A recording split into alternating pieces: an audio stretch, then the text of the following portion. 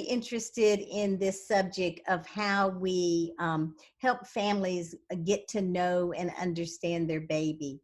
And I'm going to show my hand from the beginning here, my bias about what I'm going to be talking about. There are a lot of uh, newborn care classes that focus predominantly on, you know, the hands-on, how you hold the baby, how you change the diaper, how you bathe the baby, how you clean out the nose, whatever. And we're going to certainly talk about some of those things. Obviously, being over Zoom, it makes it less practical to actually go through those step by step. But I want to share you though my bias about this, because I've been doing this kind of work as a nurse practitioner and as a lactation consultant longer than y'all been born, since y'all been born. And all these years and decades of working with young families, even the slowest among them figures out how to change a diaper. So I think it's less and less important to help families think about some of that hands-on information, although my experience is that that's what families worry about. So I both want to honor your concerns, what brought you to this class, but also share my experience, which is that if we get you to be really experts at observing and understanding a baby, it will tremendously change your parenting experience. And I'm going to share some information that lets you know that it will tremendously change a baby's growth and development. And so, of course, understanding and responding to your baby's behavior is what all those things are: changing a diaper, feeding a baby, giving them a bath. Those are caregiving activities. But what I'd like us to think about is how, if we sort of go down a step or down a level into being able to understand, read your baby's body language, how that might both enhance the excitement and your sense of awe at what it means to change a diaper when you understand there's really a baby attached to it, as opposed just to the task of parenthood. So that's my bias I'd like to share with you. And I'm pretty impressed that already you're getting to know your baby. Amy, can you tell me one thing you would say about your baby? What would what would you say you kind of know about your baby already? Sorry, our dog is barking in the background. She's very active, and she's a night owl. She's a night owl, yeah. And so when she gets busy, she stays busy, and you don't really have any control over that. No. Stephanie, you're not very far along with your pregnancy yet, but what do you have any sense about this little baby? Well, I just had my anatomy ultrasound yesterday, and she was very uncooperative. So it definitely took a while. Yeah. Y'all were having a hard time. She kept moving and showing you a different angle, and yeah, they had to keep using the probe to like jiggle my belly and try and get her to do what they wanted her to do. So see, I love that because it already is a sense that you are identifying her as like her own little person. You know, you're already saying, well, she was turning around, you know, like she was like intentionally, you know, not intentionally, but she was like enjoying herself, swimming around and doing flips. Yeah. And whatever. Yeah, and Laurel, what can you tell us about your little one? I guess the most reoccurring thing is that he's actually pretty quiet at night and doesn't really move that I notice until I wake up in the morning and kind of like poke. And so we hope that this is a characteristic that continues, right? Yes, I hope there's some truth to that can mean something on the outside. Yeah, well, that's great. That's great. And, you know, I'm thinking back, the person that I studied with for years, Dr. T. Barry Brazelton, he reminded me of the time that we first started doing ultrasounds of babies. And I remember so clearly the first time that parents started seeing their babies put their thumb in their mouth. It was such an amazing moment. Was like, that baby is doing something that he wants to do. that really is this individual with needs and wants, even as a fetus. So we think that's cool. So let's see, I have a couple of little questions I ask here about babies, just to give us a sense of what you know about babies on the front end here. And each of you will be able to point and pick, right, your answers to this. And obviously these are anonymous, so feel free just to have at it. So at what age might a baby's normal crying increase? 2 days old, 2 weeks old, 2 months old. You kind of hate to see that word normal and crying in the same sentence, don't you? Yeah. When can you start giving a baby a tub bath? All right, as soon as you get home, when the belly button falls off, that's right. Is it normal for a 4-week-old to make sounds and wiggle and squirm while sleeping at night? What do y'all think about that?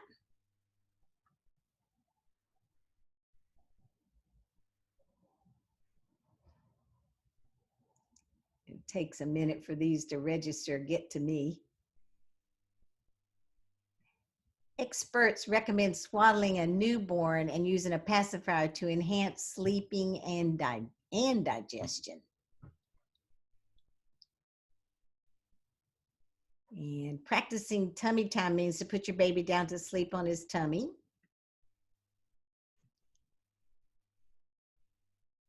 So let's see. Yep, are we getting those third ones in here? Great. So we'll just look at these questions again at the end of the class and think about what kind of questions you have about these questions.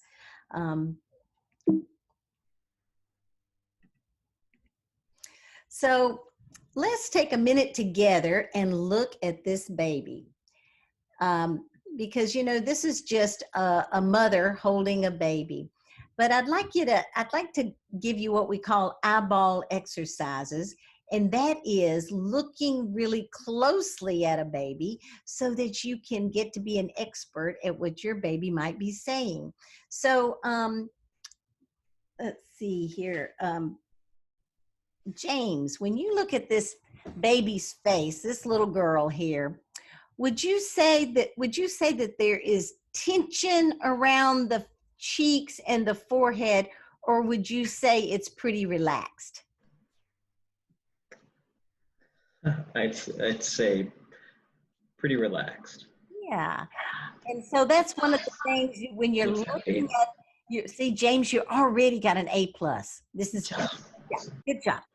So, this is like something you might not think about looking, but actually when you look at a baby's face, you can see tightness in the muscles or relaxed muscles, which will give you feedback about your baby. Okay, Erin, so you're next here. When you look at that baby's eyes, does that baby look like, would you use words like attentive or sort of spacing out and trying to check out behavior? What do you think? I would say attentive. It looks like it's looking at the mother. Yeah, that's right. And actually, the fact that that baby is looking, we can imagine that's the mother's face that the baby's looking at. The fact that that baby's looking at the mother is actually an important thing because it's one of the signs of a really intact neurological system. A baby who is born like super early, like a little 6-week-old baby, 6-week early baby, they just get overstimulated by looking at their mother's face. So the fact that we see this baby just engaged with the mother right here is really important. And Amy, what could you comment? Well, let's let Stephanie do this. Stephanie, what could you say by looking at that baby's hand, the one hand that we can see? It looks pretty relaxed, I would guess. Yeah. And so, we, instead of having the hands kind of fisted up like this, but you can almost see that like the hands and the shoulders, you get this feeling that the baby's kind of sunk into the mother's hand.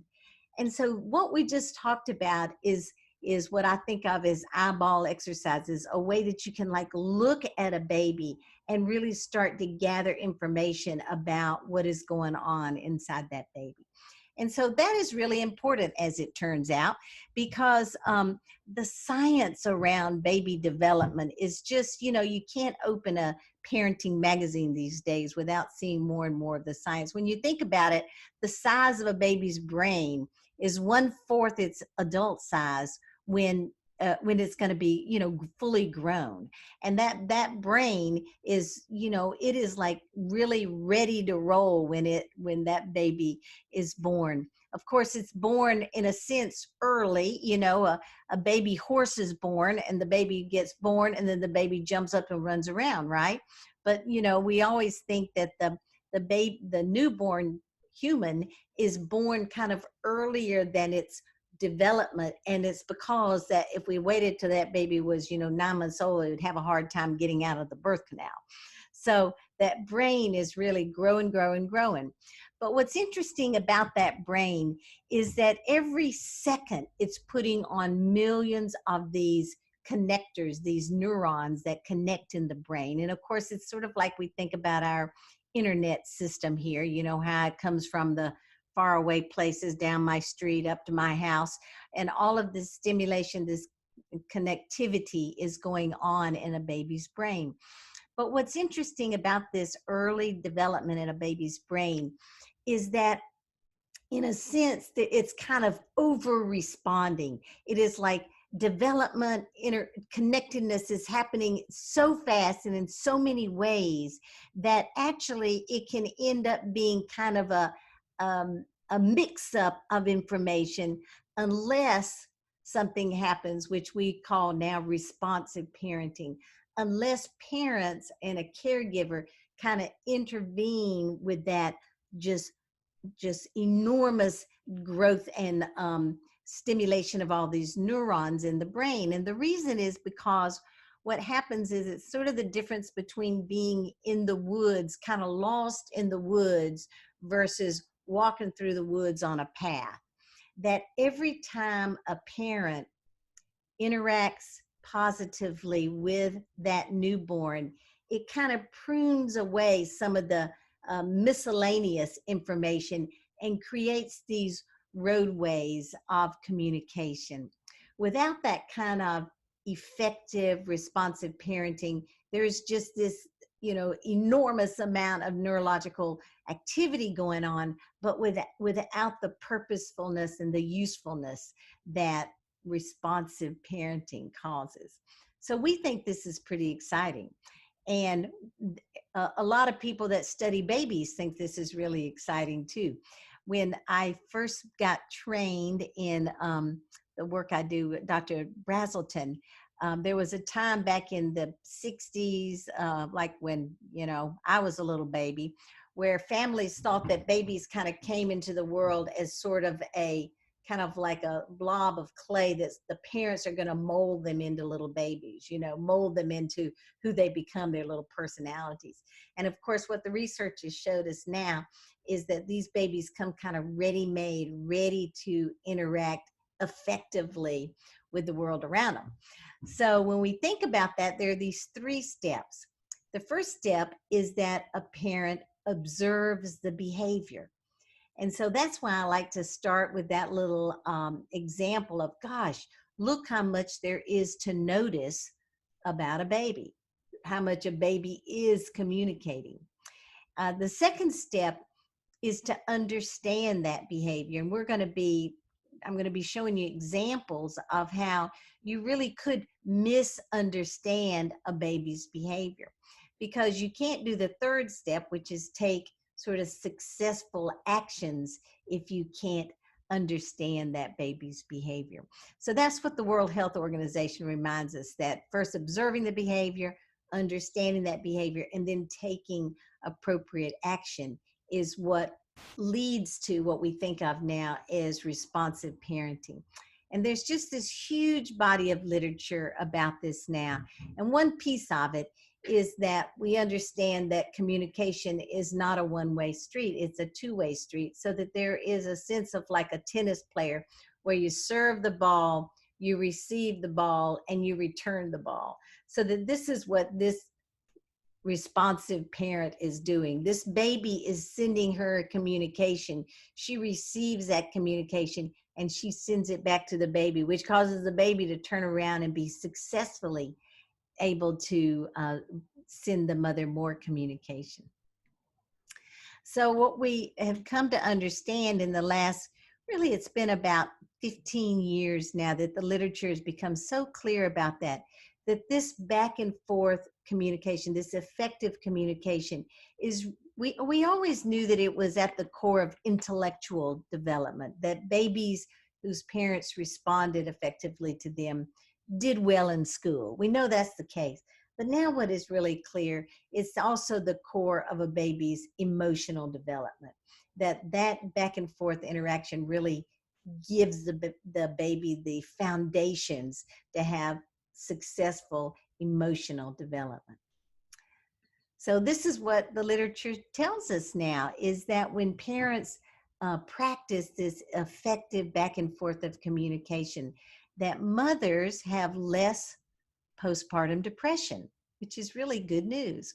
The research says that parents, both mothers and fathers, have more confidence in their ability to be a parent. And interestingly, the research shows us that a parent's confidence is the key, the most important factor to contribute to sort of the success of that parent-child relationship. So it's not knowledge. You don't have to know everything, but what you have to do is develop that sense of confidence that I can understand my baby and interact with my baby.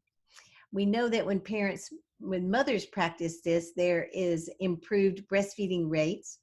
And some important public health information just came out, is that when there's ways that these a parent's responsive parenting can be evaluated. And when parents are acting this way with babies, the children are less fat. They're less fat because the parents grow to understand that every time a baby raises their hand and wants something, it doesn't mean they want food. You know, they may want a calming, or they may want a social interaction or stimulation. And because of all that, this gives families less stress. Families that practice this approach to parenting actually have less stress in the family. So that's why we're going to be thinking about, how does understanding responsive parenting connect to managing the common sort of challenges and excitement of being new parents. So this is worth looking at. This is a little video that, have any of y'all seen it before? Stephanie's probably seen it. Well, it's just one of my favorite things to show. But it was done, this fella actually is a comedian. He's kind of a famous comedian.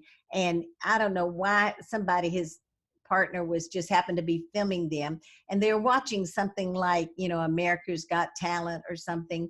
And someone thought to videotape this because they thought it was interesting that this father and baby are totally communicating, but you don't want to be tricked by the fact that thinking they're like speaking a language that you don't understand, like maybe, Swahili or something, because they are not. The baby is just talking baby talk, but you can see from their interactions how profound and how communicative it is, even if they're not speaking a true language. So this is fun to see.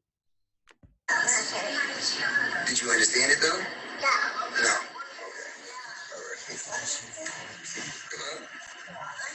Oh, no.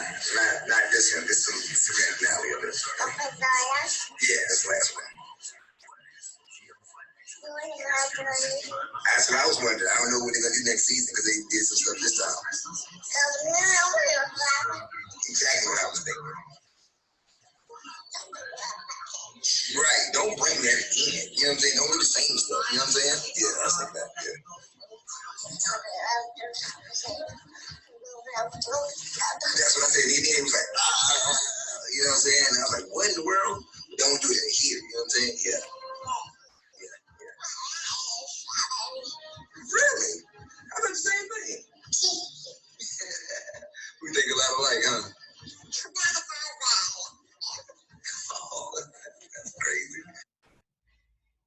anyway, that is amazing to see that is true communication. And think of all that baby is learning. You see the baby kind of serve an idea and the father responds to it with, we don't have any idea what they're talking about, but it clearly is a kind of a give and take and give and take. And so that this is kind of the results of the kind of interaction that we're thinking about together today. I saw him interviewed on TV about this. It went viral. He's famous around the world because of this. Quite interesting. So we're going to be talking about how to read your baby's body language, specific to some of the parenting issues that that are of concern to families. So I worked about 10 years developing this Hug Your Baby parent education video. This Hug Your Baby program I've been developing for about 15 years, and we've presented it in 46 different countries now around the world using these materials that are translated into 5 languages. I was just on the phone this morning with Singapore that wants to translate it into Mandarin and take it to, like all of China. I said, well, that's exciting. So anyway, there really is an interest in this idea of how we can help families understand reading their baby's body language. So this is about a 4-minute thing we'll watch here.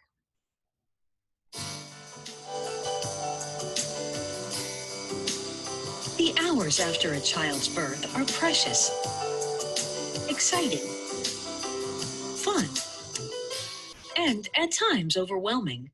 Parents have important knowledge, experiences, and instincts that prepare them for parenthood. However, new mothers and fathers often have questions about their baby and the care of their newborn. Jan Tedder, a family nurse practitioner and lactation consultant, has provided care to young families for decades.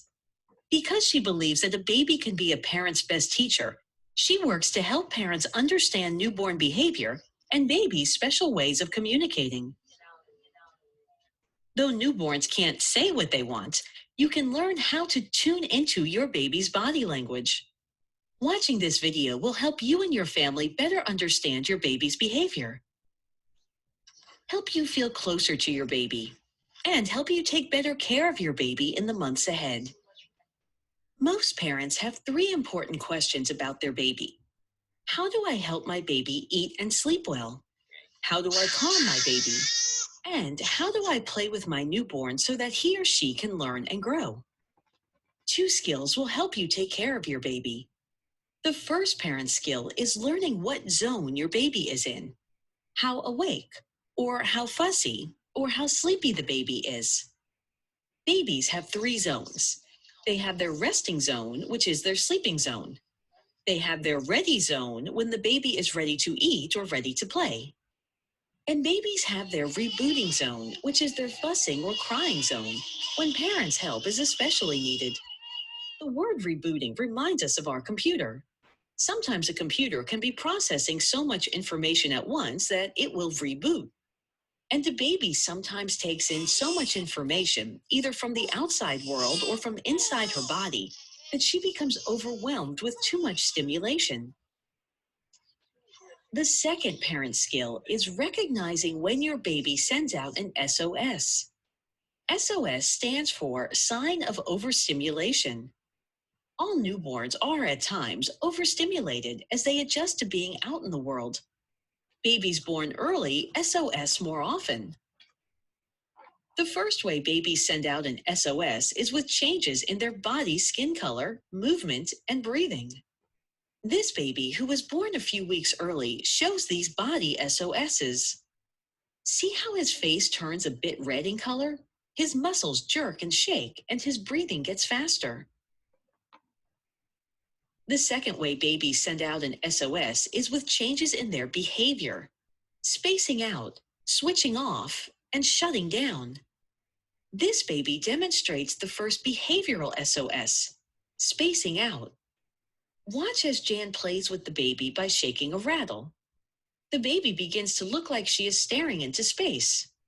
Spacing out is a sign of overstimulation.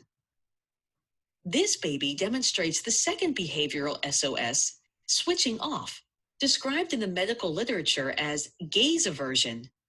The harder the mother tries to get the baby's attention, the more the baby looks the other way. This switching off is a sign that the baby is trying to manage the amount of stimulation she takes in. Mothers are relieved to learn what this behavior means, and that it is not a sign that the baby is rejecting her. This baby demonstrates the third behavioral SOS, shutting down. Again, we see Jan playing with the baby. Though the baby is momentarily engaged with this play, she soon begins to get drowsy and shuts down as a response to too much stimulation. When you notice your baby having an SOS, you wonder how to help.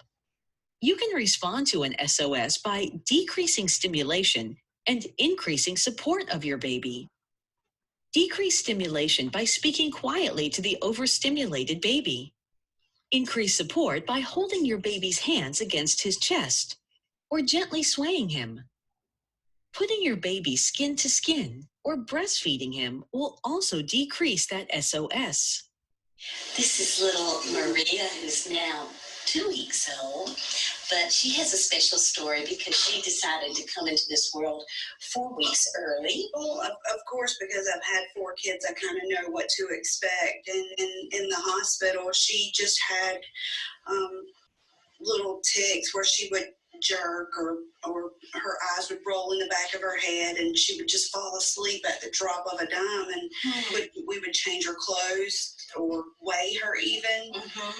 The startle reflex would just be really too much for her. She would turn beet red and scream, and just it seemed so traumatic. And that's you explained to me about premature babies being overstimulated and how they can shut down to keep from processing that information so it doesn't overstimulate them. They kind of shut down, and you gave me some information that showed me how to keep her from going to being overstimulated. Here she is at only 2 weeks old, and she is already way past her birth weight.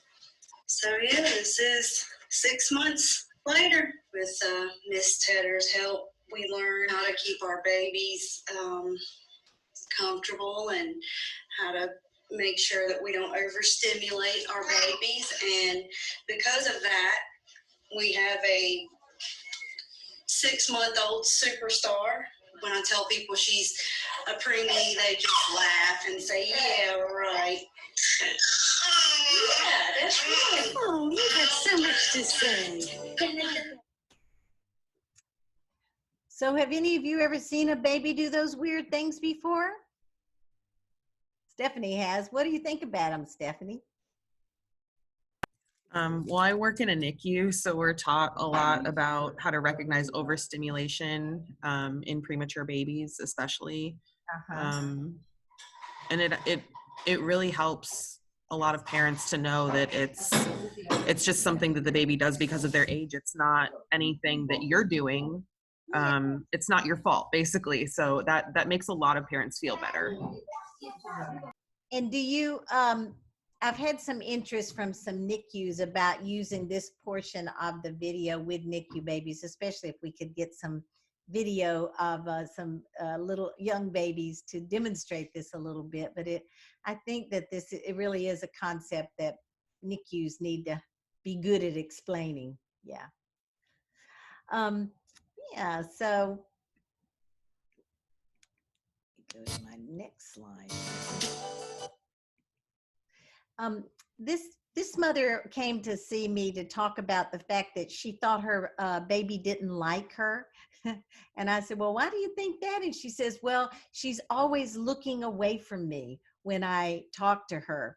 And so we had our little camera ready. So we took a picture of this. And I think you can see how a mother who wasn't aware of this idea about overstimulation could misinterpret this behavior. So here it is. The mom's trying to get her daughter to look at her, but her daughter is looking every place else. The mother's going, what is so interesting about the ceiling fan?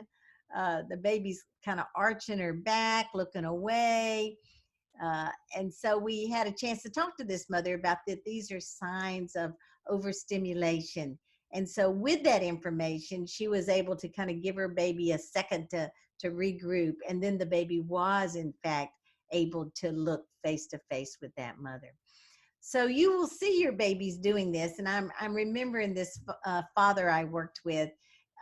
He had come to the class prenatally, and then we were talking about what did he what from the class had he found that he could see in his baby. And he was saying that sometimes he'd be talking to his baby, he'd be like so excited that, but then he'd start seeing her look away. And the father said, you know, I really wanted to keep talking to her, but I realized I just needed to get quiet a minute. And then he said, when I got quiet a minute, she turned and looked back at me. So there is kind of in real time a way in which using this information makes a difference in that beginning parent-child interaction. So this mother is what we in the field called a high-risk mother, in the sense that she had a teenage mom with in a lower socioeconomic group, whose boyfriend left when the baby was born, and then she had a premature baby. But I think it's really cool to see how, even though these skills are actually very sophisticated skills to be able to make these observations, that anybody can learn to recognize them. But I thought it was really special the way that Carson communicated to us as a tiny little baby.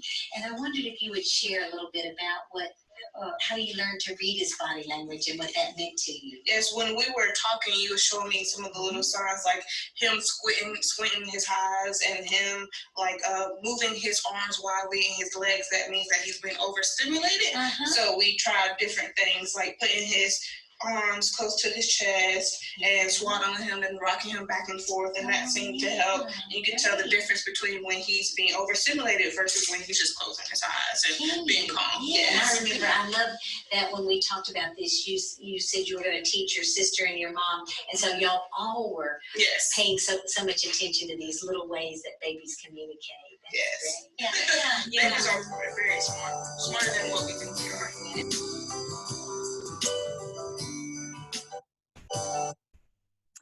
So we think about just how you in your family would use this information. And I'm reminded of a story that one of my families told me about. They had taken their 3-week-old baby to a family reunion. And as you can see here, Grandma is very excited to get to meet this baby. And she had said that they'd come in the room, and there were like about 20 family members all sitting there, and every one of them, you know, just couldn't wait to hold the baby. And the baby had eaten about an hour and a half before they got there. And so the mother was sort of paying attention that it might get to be eating time. But they gave the baby to Grandma, and then the baby started kind of drifting around the room. And about the fourth, uncle, who was like, rubbing the baby's head and talking rather loudly to the baby just like totally went to sleep. And so then the family members were saying, oh, this baby's going to be a great sleeper. You are so lucky. But meantime, the mother's thinking, I don't think so. I think what's happening is that this is like too much stimulation for my baby right now. So by the time they brought the baby back around to the mom said, I think I'll just go in the other room a minute and make sure it's not eating time. She went into the other room. She shut the door. The baby's eyes popped wide open like, thank God someone noticed, and then the baby sat down and had a good feed. And that's an example of how the mother had that understanding that overstimulation could look like going to sleep. And in fact, Stephanie would be interested that when we work with younger babies who are born even sometimes only like 2 weeks early, that if they get overstimulated, they can actually put themselves to sleep so that they'll start to try to sleep through a feeding, which is not good for the baby or for you. And so for a family member to understand that a baby who gets overstimulated, that sort of shutting down can be a sign of overstimulation. And being aware of that, usually all a mom's got to do is put that baby skin to skin. You'll just see the baby in about 2 minutes take a big sigh of relief. And if that baby is in fact overstimulated, the baby will just wiggle, squirm, wake up, and be ready to eat again.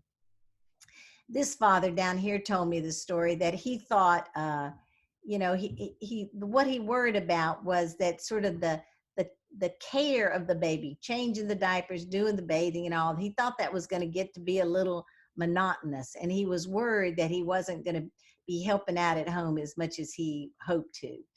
And so we talked about, you know, the least important thing about bathing a baby is bathing the baby. The most important thing is what happens between the father and the baby during that act of getting a bath. And so when the father started seeing that that bathing time was about communication, the give and take, you know, every time he bathed the baby, he was curious about what that experience was going to be like. And that really changed his perspective on what it meant to just be a caregiver with that little baby. So I appreciated his story about that. Yeah. So I love this slide that babies are different one from another. So when do you think that babies develop their little personalities? What do you think, Laurel?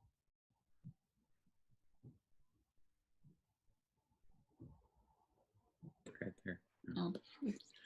Oh. I mean, immediately. I don't know. Like 1 second after they're born? Even now. Or even now, I don't know. Second after they're conceived, maybe. Yeah. So, you know, it really used to be the idea that babies kind of came in the world a blank slate, and then however the family responded is sort of how that baby became. But it's really clear that babies have certain tendencies when they're born, the beginning of what we would think of as personalities. And then, of course, it really matters how those families respond to the baby. So an interesting story to me is my mentor, Dr. Brazelton, his earliest research was done on this little island in Japan. He had just the beginning of these little old video cameras, and they were videotaping these babies and the parents. And what they noticed was that when the mother would look at the baby and the baby would look at the baby would start to get excited. And the mother would look at the baby and the baby would start to get more excited. And then as the baby got more excited, the mother instinctively glanced away. And when she glanced away, the baby took a breath and sort of de-escalated the excitement, so that then when the mother turned back at the baby was less excited. So Dr. Browson was interested in this because his next research was in Kenya.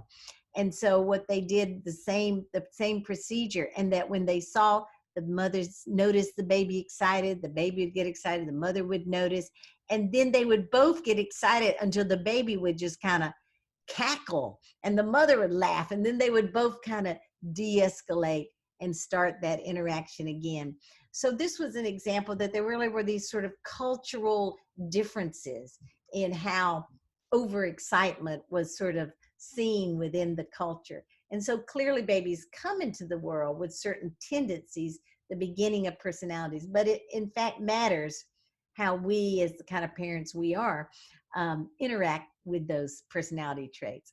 So when we think about personality traits, these are sort of the characteristics we think about that babies are really different in their intensity. Like this week, I was talking to a mom that said that her baby would be peacefully asleep. His like one eye would open, and all of a sudden he was crying like he was famished. And it took her, 10 minutes to calm him down before she could get him on the breast. And we were talking about that really, I mean, he was always like that seemed to be kind of what I think of as sort of a 0 to 100 baby. They start to have a feeling and then they just have it big and immediate. That seems to be kind of a temperament issue that we see in babies. And then similarly, persistence, that some babies, if they get upset, they kind of have to ride it out a minute before then they can calm down. Other babies are very kind of slow to move toward getting upset or getting ready to eat or getting ready to cry, that parents have a little bit more of a lead time. We found that there's difference in regularity. Some babies are like born, I say, with like an Excel sheet in their hand, that they're going to be predictably eaters, sleepers, poopers, whereas another baby is just going to be less regular with those kind of habits. And then a baby's activity levels being so different that some babies are by nature, kind of like Laura was saying, was that Laura whose baby was quiet at night? Whereas Amy's baby's a little bit more active, activity levels being different. So here's an example of normal healthy babies who have different activity levels. And this first baby is kind of, just a little bit of activity. The baby's getting his arm still, and then she's perfectly happy just to barely move and sort of be looking around, checking out the world. Whereas her next little buddy here, this baby has more of what we think of as kind of medium or average kind of activity, a little bit of movement, both of the upper extremities, the lower extremities, yawning, bringing his hands to his mouth, his face, but no sense of kind of being out of control or being sort of excessively active. He, in fact, goes into what we call the fencing pose, which is a stabilizing reflex in a baby. This baby, on the other hand, you think I've got the camera on fast forward, but really this baby is wiggling and squirming constantly like this. And I asked the mother, I said, is she always this active? Oh, yes, this is her usual activity. And they loved it. They thought this sort of vigor that this little girl was demonstrating was something that they really appreciated. And so it brings up this idea about new babies and then children as they age, is this idea of what we call goodness of fit. This family thought it was really cool that this baby was so vigorous and active. I'm reminded of another mother who set a baby down in front of me who started wiggling and squirming like this. And the mother turned to me and said, "Do you think he has ADHD like my uncle?" So that same behavior was kind of perceived differently by the parents. And so that's one of the fun things about becoming a new parent, is that we not only get to sort of learn from our children about who you are as a little person, but we kind of get to learn, gosh, what does that kind of behavior mean to me? How did I grow up feeling about activity? Or how did I grow up feeling about someone who had intense feelings in a hurry? So it's a learning curve for us as parents. So we're going to talk specifically about a baby's capabilities, and then talk more about the kinds of things families think about, like crying and sleep, those kind of things. So, like I said earlier, babies were made to engage. They are really programmed to look at a face because of the contrast in colors, the movement of the face. This is how a newborn can see. And this is how it's actually by 3 months, the baby's vision is already dramatically improving and gets to be about 20/20 by age 3.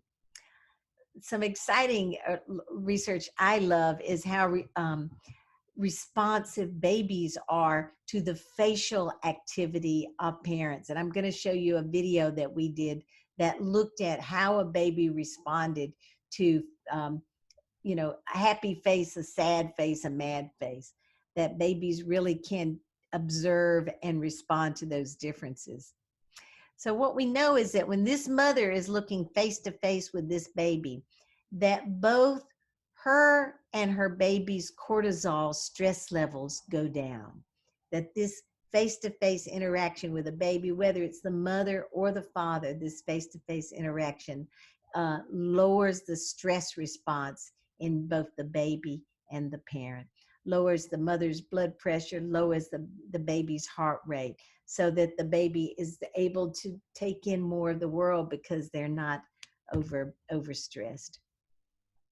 So some great research about a baby's hearing. It is really true that babies like people to talk to them in those sort of sing-songy voice. So, if you have a friend that you laugh at because they're sitting there going, "You are the cutest little baby, you're the cutest little baby."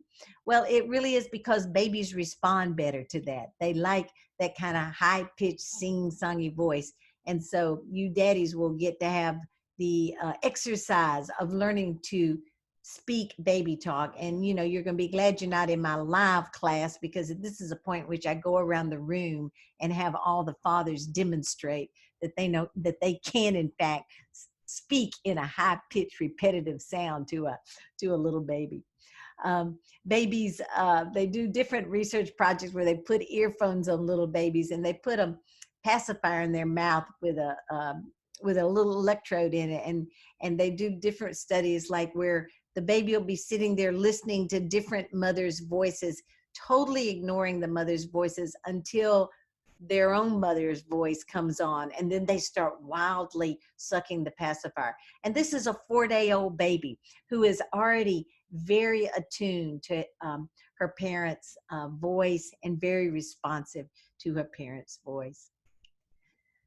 So this is my mentor, Dr. Brazelton, who reminds us that men who change diapers change the world.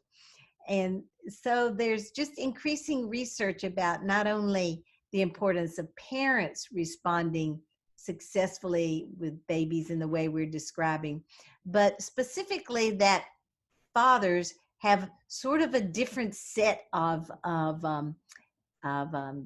capabilities that they are teaching their babies. I know it sounds a little bit sexist, but it's just that the research really does show that babies learn a lot about resiliency from fathers, more so than from mothers.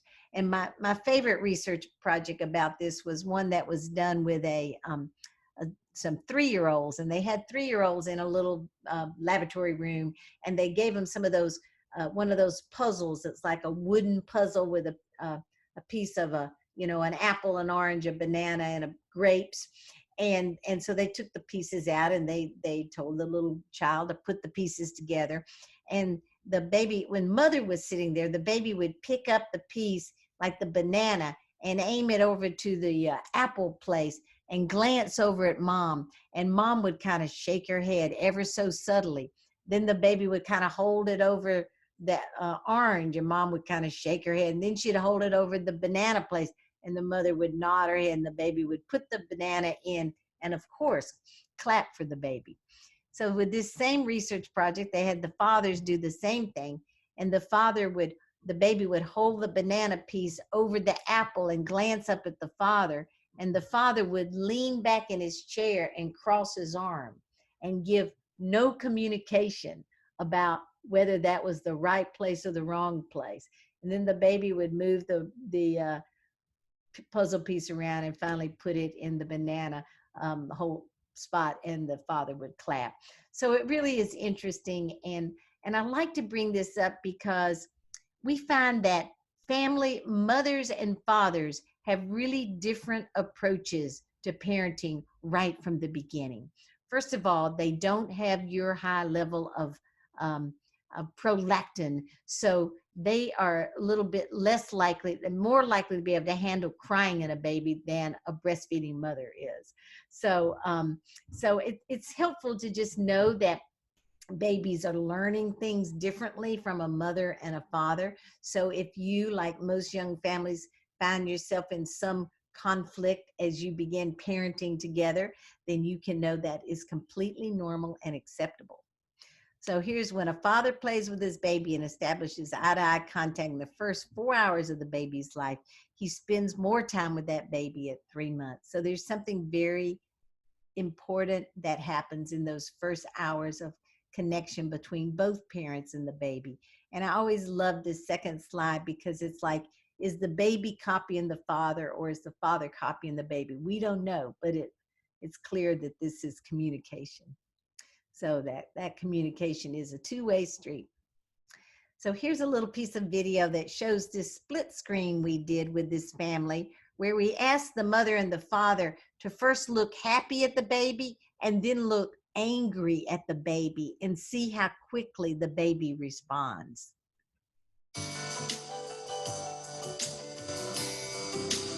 All families are excited to learn about their baby's abilities and about ways to help them play and engage with the world around them.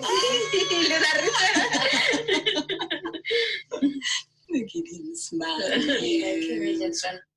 Notice how Jan moves her head slowly as she demonstrates a baby's remarkable ability to look at and follow her face. Babies' eyes move very slowly. They move a little bit and stop, then they move a little bit and stop. Mm-hmm. That's normal. Mothers learn that babies focus best about 10 inches from their faces.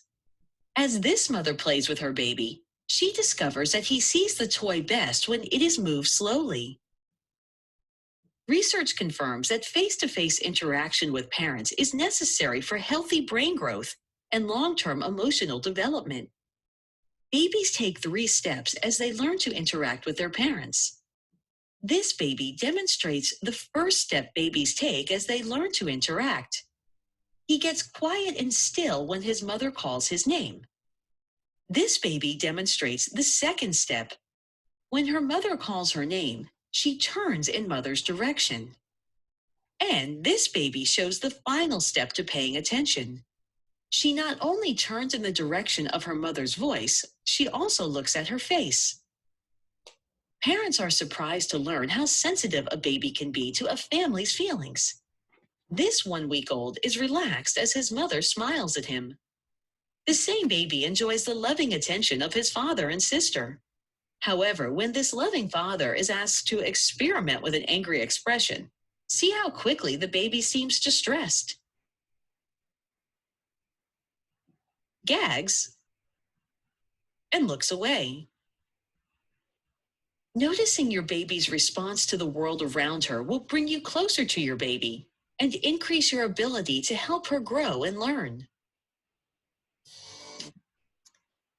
Yeah.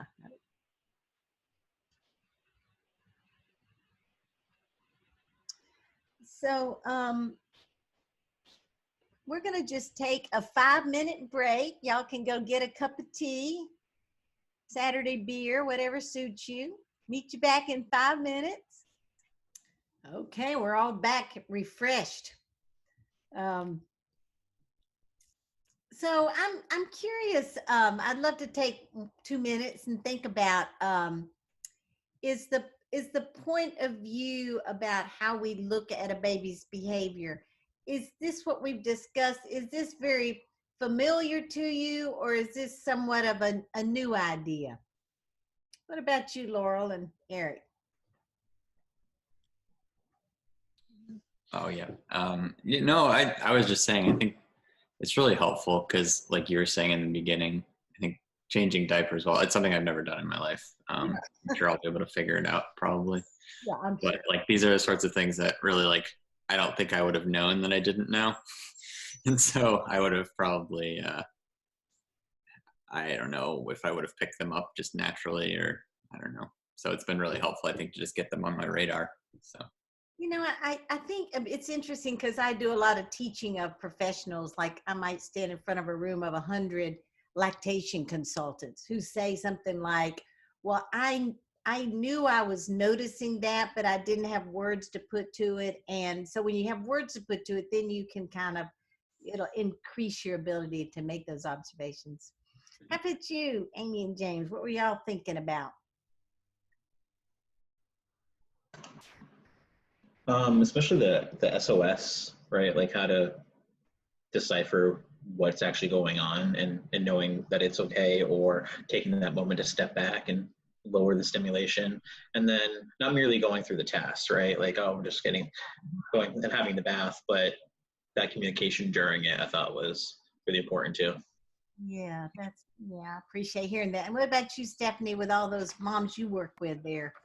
Well, the funny thing is I think that I think about it a lot at work, but like when I had my son, I didn't really think about it with him. Like I didn't consciously think about like, oh, he's stressed now, I need to do this, or like, oh, there's 20 people here and he's all stressed out. I didn't think about it at home as much as I did professionally. So he was a full-term baby. He was 38 and 4, but he was really, really small. So, but yeah, everybody came because he's the first grandchild on both sides, and we had a full house, and everybody was just like, give me the baby, give me the baby. So. And certainly, I mean, having a shutting down response to all that much stimulation is good. You know, in fact, it's also a sign of a baby's competent neurological system that they can shut out. It's just we don't want them to have that to be their main approach to life, shutting out stimulation. You know, Yeah, and the fact that you're so sensitive to that in your work, because those babies do not grow in the NICU if they're overstimulated, you know. Right. And so you came home with this, you know, pretty much full term, hardy looking baby. Must have looked like a teenager to you compared to those NICU babies you were seeing. Yeah. So good. I appreciate your feedback about that. I sure do. So when we think about crying, I like to always start off by saying crying is normal. We are glad babies cry, because in fact, if you work with sort of less mature or babies who are not doing well, not crying is a bad sign. So we want babies to be able to communicate. One thing I'm interested in that I don't have any research about this yet. I'm hoping that there will one day be research on this, but you know, if parents become experts at noticing those early signs of overstimulation, notice when their baby sends out an SOS, I'm interested if those babies will cry less, because you know, you see your baby start to, you know, get kind of jerky, get a little red in the face. If you said, oh, they're a little bit overwhelmed, put that baby skin to skin a moment, and then all of a sudden that baby doesn't cry. Whereas if you'd kept kind of coming at them with whatever you were doing, they might have then cried, and when they cried, it would have gotten your attention. So it's interesting to think about crying that way. So the research about crying, there's like so much research about crying. There's a lot of research about various gadgets, you know, do these rock and plays work? Do the swaddle blankets work? Do the white noise work? You know, and all of those can be useful and work more for some babies than other babies. However, the bottom line on all of this research is if you as a parent are able to notice your baby moving into a crying zone, and if you have very specific techniques to calm your baby, then you will be more confident as a new parent, and that we think translates into less crying in your baby. So one thing to know is that it is normal for babies to sort of pick up on their crying when they're about 2 weeks old, or another way of saying this though is about 2 weeks after their due date. Because if a baby's like born like 2 weeks early, they spend those first 2 weeks kind of pretending like they were still in the womb, and then their crying might peak at about 4 weeks rather than at 2 weeks. But it kind of peaks at about 6 weeks and then levels off. And for some families, they never notice this. Some babies just really don't cry much. Other babies, it really is almost like a switch goes off at about 2 weeks. And it's still unclear what this is. Is this a neurological kind of being? They're just more awake and alert and impacted by the world around them? Or is this some people think this is some sort of shift in the GI tract that makes them. It is also true that a 2-week-old baby has a growth spurt. And so if a breastfeeding mother doesn't know that, she might not put the baby to the breast initially a little bit more in order to build up that milk supply. But this seems to be the case worldwide, and worldwide people manage this in different ways. But we like you just to know that that would be a normal thing to happen in a full-term healthy baby. And what I'm going to show you a video that talks about these techniques or tips to calm a baby. So usually, especially when you're a new parent, when your baby starts crying, everybody jumps up and does everything at one time. So somebody's picking the baby up, someone's singing, someone's rubbing their head, somebody's swallowing them up, someone's turning on the light, someone's turning off the light. You know, we do a lot to help our crying baby. So the person I trained with had this concept that I like to share, which is this idea of taking kind of a step-by-step approach to calming the baby, maybe a couple of times a day, because you may discover that your baby responds best to certain ones of these techniques and not to the others. So when we think about this sort of step-by-step, or what we call a stepwise approach, the first is just really being aware that your voice really matters. Your voice is a tool for comforting. And this is really going to be important because as your baby matures, your baby will need less and less of kind of physical intervention. So you want to be sure you're teaching your baby to respond to your voice, because then your voice will come really in handy when you're trying to make yourself a cup of tea and the baby starts crying. You can say, Sally, Sally, I'm coming. I'll be there in a second. And that baby can really calm down because that baby's learned to respond to your voice. So again, you get to practice, daddies, you get to practice that high-pitched, sing-songy voice. Babies really love it. Being aware of your voice. The second thing, which is like magic, is holding a baby's hands to chest. And it's really remarkable. You will tell some of your friends this and they will love you for life if you tell them this technique, because it really helps. The third step is swaying the baby, just moving the baby up and down like this. I'm going to show you this technique, which is just using your hand behind the shoulder blades and around the head of the baby, and then using your other hand. I usually put my thumb around the leg and my hands on the little butt so that I feel like, oh, I can't drop this baby. And the technique is to have the baby at about a 45-degree angle, and then moving the baby up and down like this stimulates the cerebellum in the baby's brain, which does two things. It calms the baby and it alerts the baby. So this can be handy, say, if it's time to eat and you're just about ready to get the baby to the breast and all of a sudden the baby's getting more and more sleepy. If dad picks the baby up and does these big sways like this for about 30 or 45 seconds, all of a sudden you'll see that baby's eyes open right up and be ready to eat. So the big sway like this. Then certainly wearing the baby, putting the baby to the breast. And we're going to talk a little bit about swaddling. What are the sort of pros and cons of swaddling too? Okay, so here's a little video on helping a crying baby.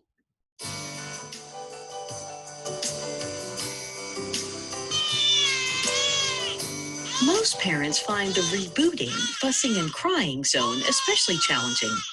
I'm cold, I'm tired, I can't wake up, I can't get to sleep. It's helpful to know about the normal crying pattern of newborns. 2 weeks after their due date, many babies start crying more. This normal increase in crying peaks when the baby is about 6 weeks old, and then starts to decrease over the next few weeks. If a baby is born 2 weeks early, he will increase his crying at about 4 weeks old. His crying will peak at about 8 weeks and then start to decrease.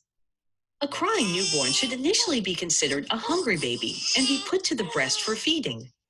Skin-to-skin care is an effective way both to calm the newborn and to enhance breastfeeding during those first early weeks.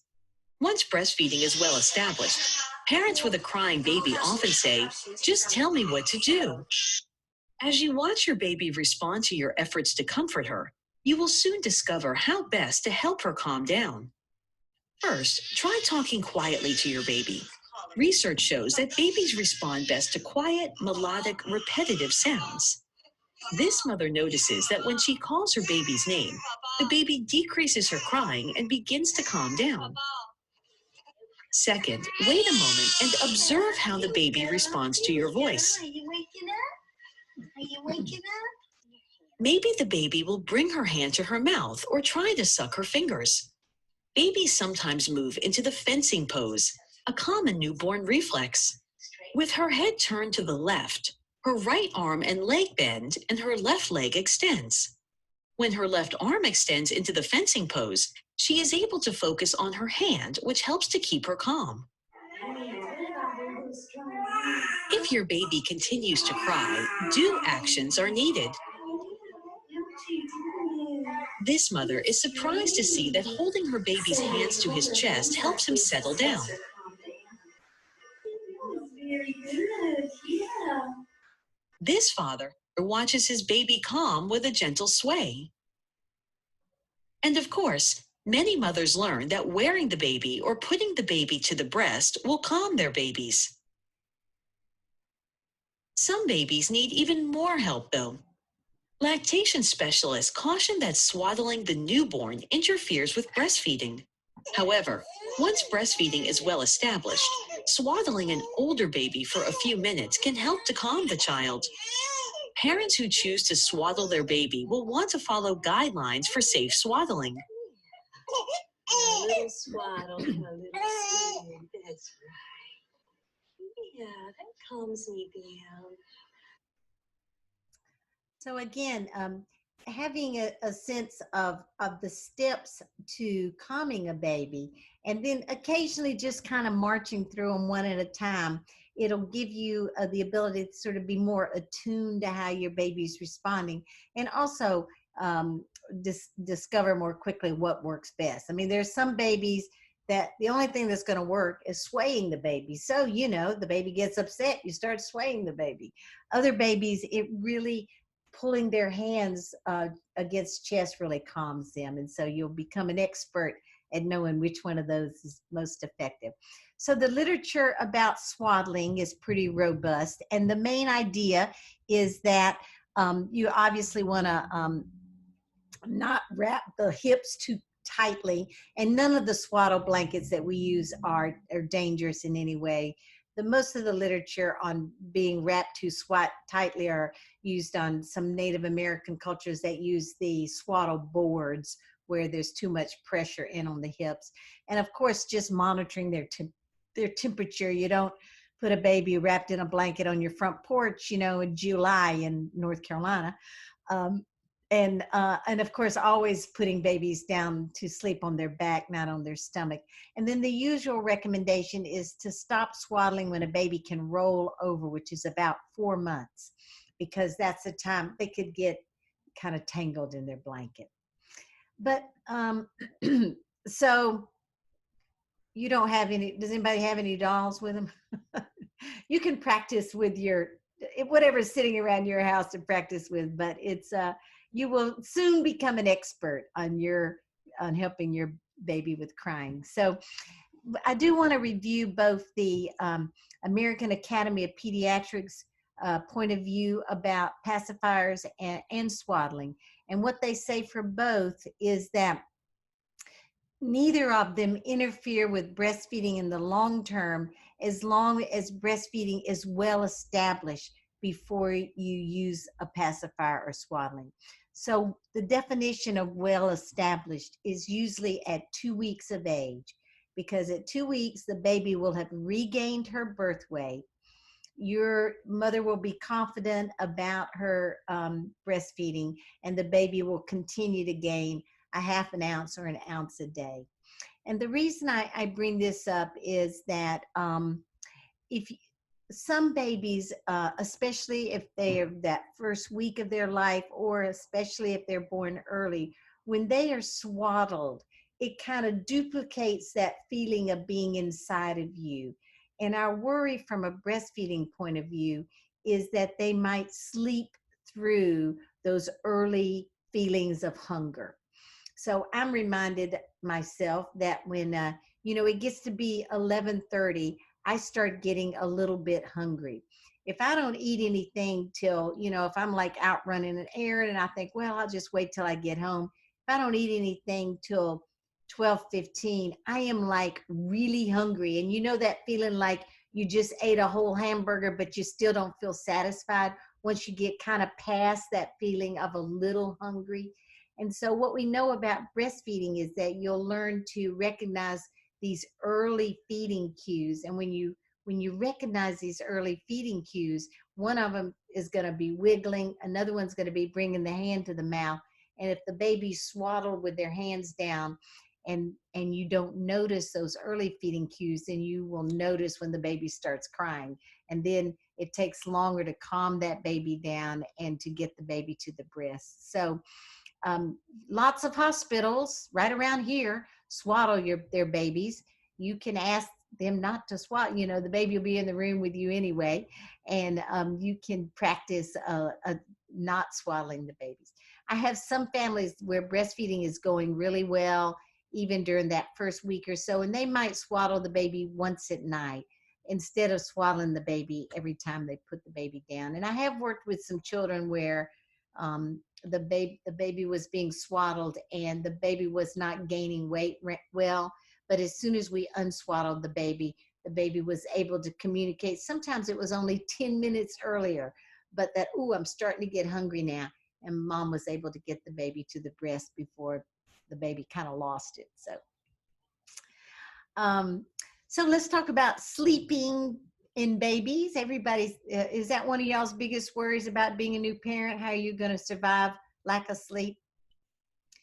Well, one good thing about two pieces of information here is that if you choose to be, like I hope you will, a breastfeeding mother, it will raise your oxytocin level. And what's very interesting about breastfeeding mothers is that this newer research we've looked at is that breastfeeding mothers identify themselves as less tired than formula feeding mothers. And that's because oxytocin is a really good drug. It really does make you feel relaxed. And so that even if you don't sleep as many hours, you feel more rested. Here's the other good news. When a father is actively involved in the care of a newborn, you'll be glad to know your oxytocin level goes up just like the wife's. And so that you have the same benefits of oxytocin, of increased bonding, increased sense of attachment to the baby, as well as less fatigue than if a mother is not breastfeeding. So it's good for you and good for the baby. So like grown-ups, babies have two kinds of sleep. They have active sleep and they have deep sleep. Active sleep is when the baby's laying there, they wiggle and squirm, their mouth may open and close, they may make little sounds, but they're still in a sleeping state. Whereas deep sleep is obvious. The baby looks like they're totally gone. You lift their arm, it flops down. This is when everybody says, I wish I could sleep like a baby. And so it's normal for babies to move from one of these stages of sleep to the other. The first 2 weeks when a baby's get wiggly and squirming, you're going to think of that as a feeding cue, and you're going to put the baby to the breast for feeding.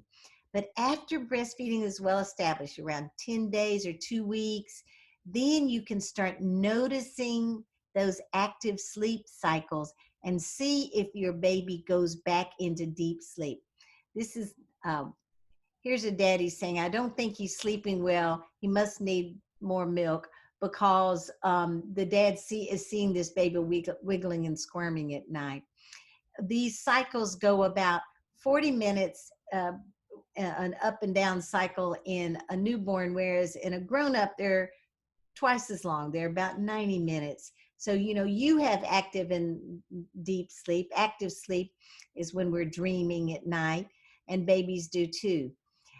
Also, babies go into active sleep before they go into deep sleep, whereas grown-ups go straight in from awake into deep sleep. So this is important, because if a mother is breastfeeding her baby and she waits for the baby to be totally gone to sleep, into deep sleep, then she's actually watching the baby go through active sleep before the baby goes into deep sleep. So some people recommend, and this is what I've been doing for years, recommending that when the baby seems satisfied, when the baby's barely sucking anymore and just a little squirmy, go ahead and put the baby down. And so the baby can learn how to get herself from active wiggly sleep back down into deep sleep. Because this is what the cycles look like. Here's a baby that's awake, then the baby goes into active sleep, wiggly, squirmy, and then they go into deep sleep, and then they rise back up to active and squirmy sleep. And then as a newborn, they wake up because they have tiny tummies and they are ready to eat again. But what happens is, if you become an expert at noticing these sleep cycles in your baby will go into deep sleep, rise to active sleep. And when they wiggle and squirm, if you just leave them be a minute, all of a sudden they'll go back down into deep sleep. And can you see what's just happened? Instead of waking up every hour and a half, this baby has just gone 3.5 hours before they wake up. But they can only learn to do that if you become an expert at noticing this difference between active sleep and deep sleep. So let me show you what it looks like. This baby's reminding us that the melatonin level continues to grow in a baby, and it really is only about by 12 weeks that a baby has enough melatonin to sleep longer times at night. So you don't have to get mad at your baby that they like to wake up at night because they don't have enough melatonin to do much differently. But let's see what it looks like, the difference between active and deep sleep. Having learned about her baby's zones and SOSs and how to help her baby eat well and calm down, this mother wonders how to help her baby sleep well. She is surprised to learn that babies have two types of sleep: still deep sleep and active light sleep. This baby shows us what still deep sleep looks like. Her body is still. She surprises her mother by not responding to any stimulation. There is no movement of her eyes and her eyelids stay shut. Her breathing is deep and regular and she makes no sounds. Every hour or so, a newborn will transition from this still deep sleep to active light sleep. This baby is in active light sleep. Her eyes might flash open. She puckers her mouth, makes sucking movements, vocalizes, and can even smile. But this baby is not waking up. She is just transitioning from her still deep sleep to her active light sleep. In only a few minutes, we observe that she transitions back to still deep sleep. As previously mentioned, wiggling and squirming in the newborn is an early sign of hunger. However, when the baby is a few weeks old and breastfeeding is well established, as it is with this baby, a mother can watch her baby wiggle and squirm for a few minutes to see if her baby is waking up or if he is in active light sleep. This well-fed baby transitions from active light sleep back to still deep sleep and stays asleep for a longer period of time. I would wake up every time he made a whimper at night thinking he needed to breastfeed. I just was exhausted. I didn't get any more than an hour of sleep at a time, and that was a maximum. He seemed frustrated. I seemed frustrated. We're both crying in the middle of the night. When I met with you and you started talking about the active sleep and the deep sleep, it made a lot of sense. Could you describe what it looked like to you to see him having what you think now was active sleep? But active sleep looks almost like awake sometimes. His eyes even open, flash, look back and forth. His arms shoot up and they shoot down, punching in the night. Sometimes even a cry or a whimper. And what I've come to realize through your training and DVD is that he can stop that on his own and that he's not actually awake. I was waking him up to nurse him when he was doing that, but what he was really doing was just trying to do his active sleep. I see. And here I have my first stretch of 3 hours of sleep. Oh my goodness. 3 hours seemed like a really long time. It seemed like an eternity. And I woke up rested and I was able to latch him on and pay attention to the latch, which made it feel more comfortable. And I wasn't having him on the nipple every 30 minutes, and that because that was starting to get them cracked and sore. And now we have a wonderful nighttime relationship. So have you bumped into this information before about these sleep cycles? Yeah. See, even Stephanie shaking her head no.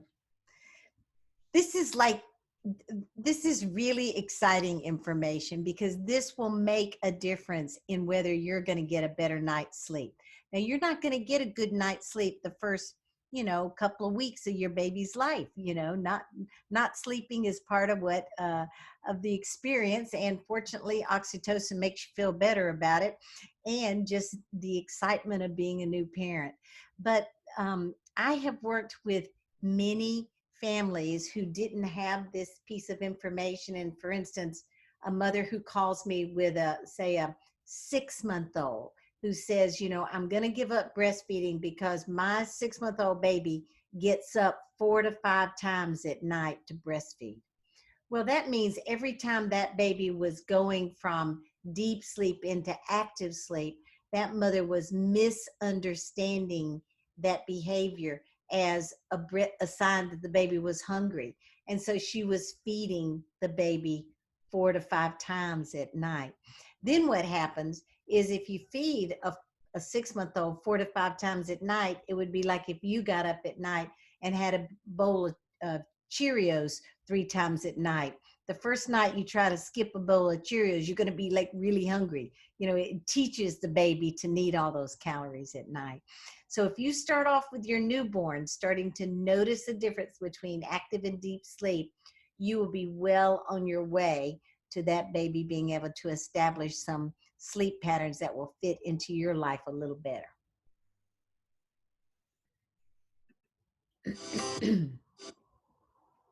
So when we think about helping babies sleep, we think about preparing them to sleep, helping them get to sleep and staying asleep, preparing them to sleep, just not so much when they're a newborn, but certainly as they get on up toward a month or 2 months old, that your routines for getting them to sleep might be, say, for instance, changing their diaper, giving them a bath, going to a quiet place to get them ready for bed, putting those kind of routines into the patterning seems to help babies develop sleep cycles. The trick about getting them to sleep is just sometimes putting them down when they're a little awake. You can actually use your voice to calm the baby and kind of lull the baby into going to sleep. And then what's most important about staying asleep is you recognizing the difference between that active sleep and deep sleep, and letting the baby wiggle and squirm a minute to see if they go back to active sleep, back to deep sleep. So this is my son and my husband and my number 1 grandbaby. And this is an example of what you don't do when you're preparing a baby to go to sleep. So the mother's kind of rolling her eyes in the background here. But my son thought this was really funny. Here it was, bedtime. And this was not my idea of how you prepare a baby to sleep. But the baby loved it. Anyway. So one idea about sleep is what we call sleep association. So everybody has sleep association. So when I lay down at night, I always take my pillow and kind of give it a punch, wiggle around. Okay, then I'm ready to go to sleep. So I associate going to sleep with getting my pillow right? And what happens is babies, they also learn to associate what helps me go to sleep.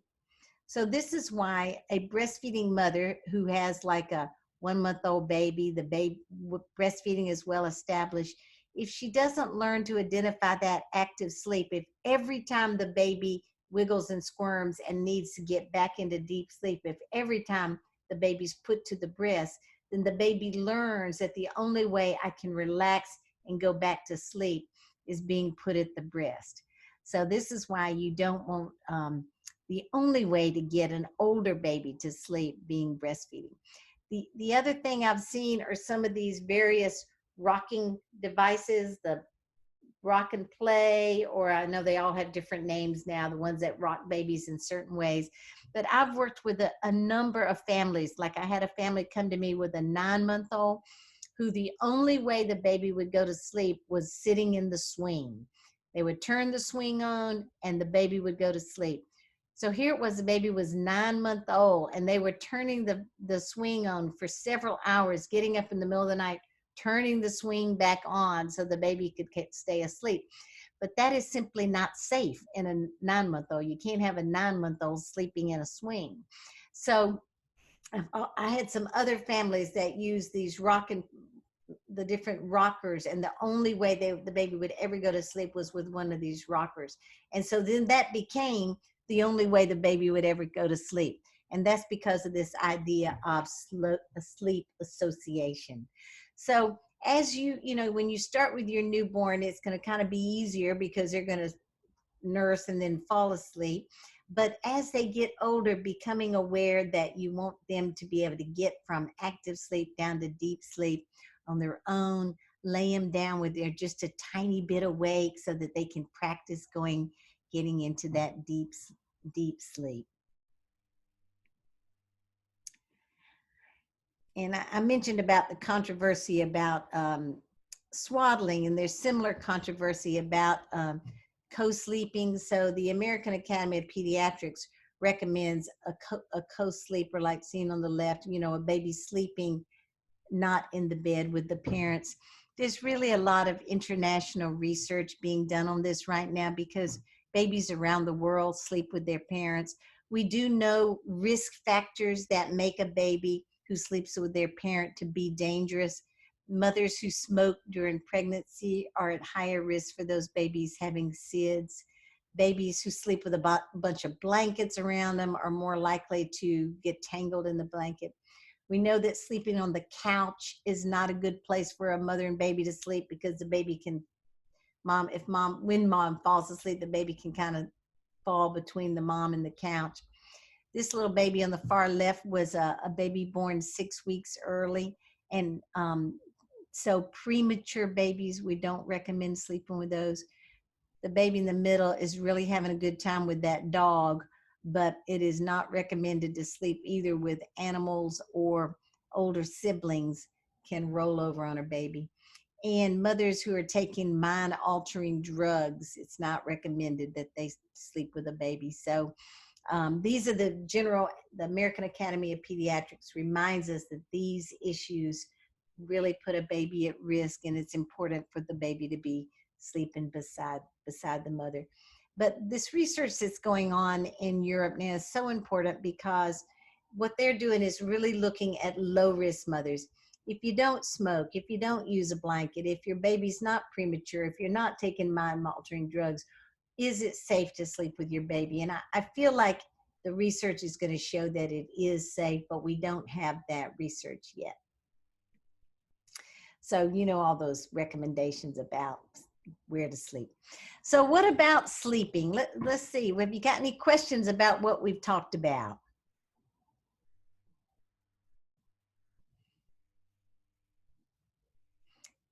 You already knew all that, right? Yeah. Well, you'll have to share this with some of your friends because they will very much appreciate getting to know this. So, you know, what is there to say? Can you see now my point of view that there's so much to understand about what the relationship, the developing relationship and understanding a baby's behavior, that all becomes pretty important compared to can you put on a diaper? So anybody want to guess how many diapers you'll change the first month of your baby's life? This is a little math question because does anybody know about how many poops a day your newborn's going to have? How many poops a day tells you that your baby's getting enough breast milk? Say what, Laurel?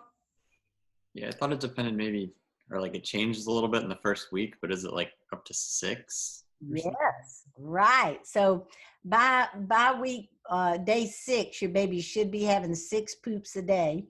And if the baby's having 6 poops a day, so, you know, in a month, that's a lot of diapers. So even if you are a slow learner, you will be able to handle changing your baby's diaper. And there's really no research about cloth versus paper diapers. I mean, there's certainly concerns about it for landfill use, but as far as the health of the baby. In the hot summer we have down here, babies can get a little diaper rash. That can be kind of a bright red diaper rash, which is a yeast infection. It's sort of the same bug that causes athlete's feet.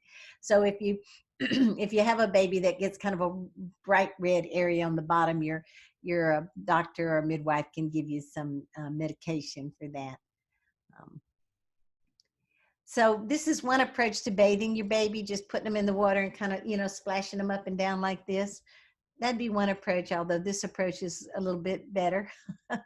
When we think about bathing a baby, the recommendation is to put off submerging the baby in the water until their umbilicus falls off, which is around 10 days or 2 weeks. It varies on babies. The idea is that there could be a risk of infection putting a baby in the water. It's kind of hard to imagine, but most people do wait until that kind of 2-week mark to put the baby in the water. And what these pictures are showing us here is that giving the bath, the baby's not going to be very dirty, because the one place on their body where they're pretty dirty, you're bathing 6 times a day. So, it's not like they're out playing in the sandbox yet. So just doing, an occasional bath once you get to that 2-week mark. Some parents will do a bath 3 times a week, which is fine. Other parents will just kind of do a sponge bath and other parents love it, think it's fun, and do a bath every day. When the baby gets a little older, like a 2-month-old, they get a little bit of what we call cradle cap, where the oil glands are starting to develop on their scalp, and they get these kind of crusty looking, like little old man dandruff on their heads. Then you're kind of more inclined to give them a bath every day, because you can scrub it with some shampoo and kind of get off that old scaly area. Okay. So as far as taking care of a uncircumcised baby, it's very easy. All you do is wash it off, the penis off on the outside.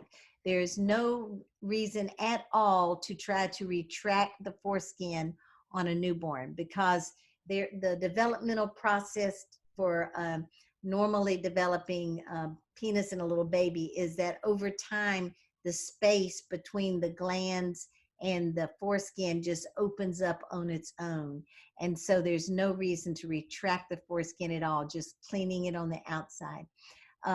The doctors at the hospital will give you directions about just keeping an eye on the circumcision site, and it usually takes about a week for all the redness from a circumcision to go away. And of course, the one trick about bathing little girls is you want to wipe from the front to the back, so because you don't want to wipe E. coli into the to the baby's urinary system. But interestingly, when a newborn girl is born, the labia are often kind of swollen looking, and that's because of the high estrogen level in the mother, which is interesting because the labia sort of protect from any E. coli getting into that urinary tract. So here's a little belly button, and whether you get an innie or an outie seems to be more connected to your genetic pool rather than to the procedure used to take care of a belly button. Mostly we just keep these areas dry around the umbilicus, and if they get a little gooey, sometimes the physicians will give a little drop of antibiotic on it, or either clean it off with a little alcohol or hydrogen peroxide. But they just do great by themselves. So have you heard about tummy time? Yes, and so the reason you do tummy time is you don't want your baby to look like this by the time they get to preschool. So babies that spend a lot of time either laying on their back, sitting up, laying in a car seat, laying back in a swing, all of this laying back, because the skull is meant to be pliable so the baby can get out of the birth canal, then the baby can get flat on the head. And actually the pediatric physical therapists have been a lot more busy since in the last decade or so, since we've been so good at teaching people about putting babies to sleep on their back. If parents aren't having babies do tummy time, the physical therapists are seeing some limitations in the just the movement capabilities and the sort of stretching out capabilities that happen when a baby's tummy time. So what I usually just like to recommend, from the time they're a week or so old, just putting them on the tummy, and you can get right down by their face and talk to them, and they will kind of bob their head up and really enjoy the experience of tummy time. Sometimes if you wait to 6 to 8 weeks or so, the babies are so used to laying on their back that when you put them on their tummy, they get fretful. They don't like it. So that's why starting, when they're a couple of weeks old, for 2 or 3 minutes, a couple of times a day is a lot of fun for the baby. So just a few more things about the baby's physical exam. We've talked about how the plates of the skull are such that they move around so the baby can get born, so that babies can end up with this little bit of a long head, which remarkably resolves in just about 24 hours. The baby's skin can be really different, whether the baby's born early, like the two babies on the left, or whether the baby's born a couple of weeks later, where the skin is kind of peely. But in any case, all three of these babies' skin turns out simply beautiful. These little normal birthmarks, the Mongolian spot we call on Asian and African origin babies, these sort of darkened spots on the buttock, they usually fade away by the time the baby's a year or two old. And this little, on the back of the baby's neck here, we call this a stork bite, a little hemangioma, and that also fades away by the time, that usually fades away a little bit earlier in the first few months.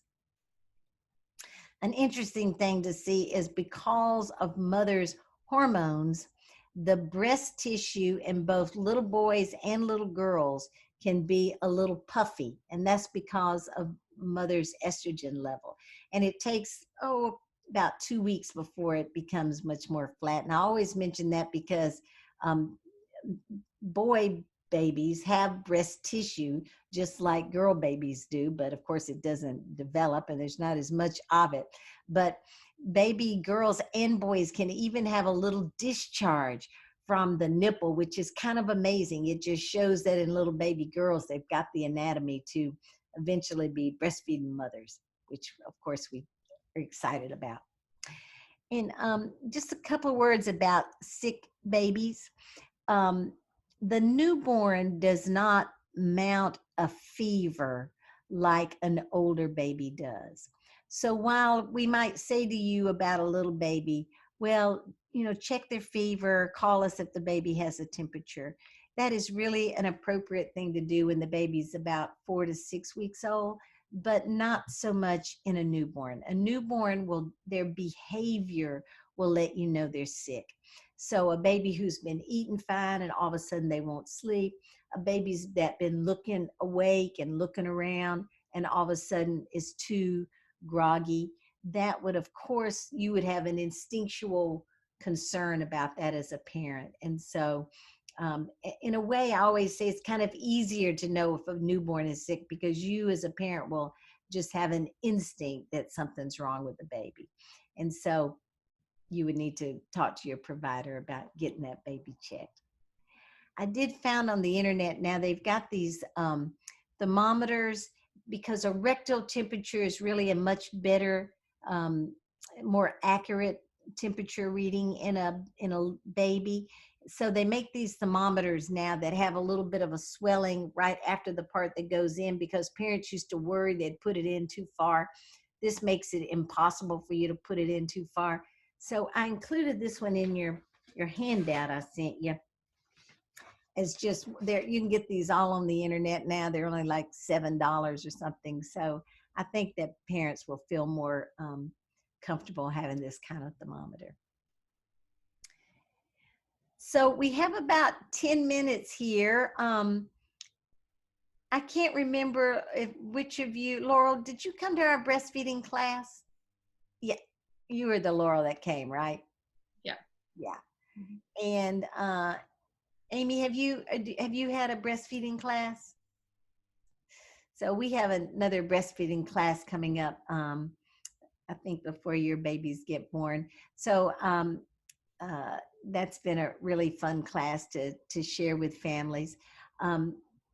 but let me just mention one more thing that I like to share. Uh, what I studied the work, when I studied the work of Dr. Brazelton, his theory, which is called the touch point theories, teaches us an important idea, which is right when babies are getting ready to learn something new, like this baby is going from being able to sit to learning to being able to crawl, right when they're learning something new, they kind of wig out in their sleeping, their eating, and even in kind of their general behavior. This is normal in babies, and what we like to do is be able to tell you when your baby is going to have certain developmental surges that are going to cause their eating and sleeping habits to change. And so I developed this, what's called the Roadmap to Breastfeeding Success, where I teach you about the various times that baby's behavior is going to change through the first year of life. And knowing that ahead of time, you wouldn't be worried that that's a breastfeeding problem. So I will email you all one of these handouts to look at to remind you about those normal developmental changes. So let's think, just hesitate a minute here, and I'd like to hear from you, each of you, if you would. What is one thing that kind of surprised you about what we reviewed today that you think will be helpful to you? It's fine if you end up repeating something that's already been said, but Erin, what about you? What was sort of a new idea for you? I think for myself, the difference between, I think, the active light sleep and then the deep sleep was pretty big, because I guess maybe I don't know if I mean, I'm familiar with general sleep patterns, but I never really considered that it's like pretty easy to think that when the baby's in the light sleep that really, like, you don't need to wake them up to feed them. I think that would be an easy one to get wrong. Knowing about that, I think will help a lot. Good, thanks. How about you, Laurel? What's new under your hat these days? I think a lot of the just signs of general overstimulation. Yeah. Yeah, good. And I'm always amazed when I teach this class that I'll back when I was in primary care, where I would teach these classes and then I would have people come in for their routine well baby checks with me. So I'd see the babies when they were 1 week old, 2 week old, 4 weeks old. Families really do notice those signs of overstimulation right from the beginning. So you will quickly become an expert about noticing that in your baby. What about you, Stephanie? I think the sleep association part, I nursed my first son, and I never really delineated between nursing and then sleeping. So a lot of times he would fall asleep at the breast. And I never really put together that a lot of times he would need that to go to sleep. And what's interesting to me is that some babies they're just babies that this is going to be easier for them. And even if mothers nurse them to sleep, the babies learn to sleep 4 hours, 6 hours, It seems that other babies are just more sensitive to that and kind of need parents' help a little bit more to differentiate between a feeding cue and just needing help to calm back down and go back to sleep. Yeah. How about y'all, James and Amy? What was sort of new for you? Yeah. Well, we were going to say the sleep stuff, but I think the calming, like the techniques to calming, instead of just trying to throw it all in at once, because that's what I feel like I probably would do in the moment. So remembering to slow down and kind of take it by stages will be good. Oh, that's good. Yeah.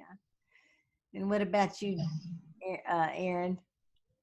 Oh, no, I meant James. I mean, it's okay. Definitely the sleep association too, because like my mom always said that she would have the radio going and the vacuum and all these noises, and I'm like, still to this day, like I have to have like background noise, even if it's like a white noise or something. That, like I still carry it with me, and I'm like, yeah. So just that right there, and then the tummy time too, like making sure to do that. Yeah, it is to do. And did all y'all handout I sent last night. Did y'all get that? So just to let you know, the video that we saw is available on Vimeo if you're interested in, you know, looking at the whole video again. And also if you want to show that, you know, have that available to show your family members that may be visiting or helping with your baby, that's available. Great. Well, any other questions before we take off here? Yeah. Well, it's fun to have a small class, but I'm so happy to have people all the way from New Hampshire and Michigan. Where in Michigan are y'all? Ann Arbor. Oh, are you? Great. Great.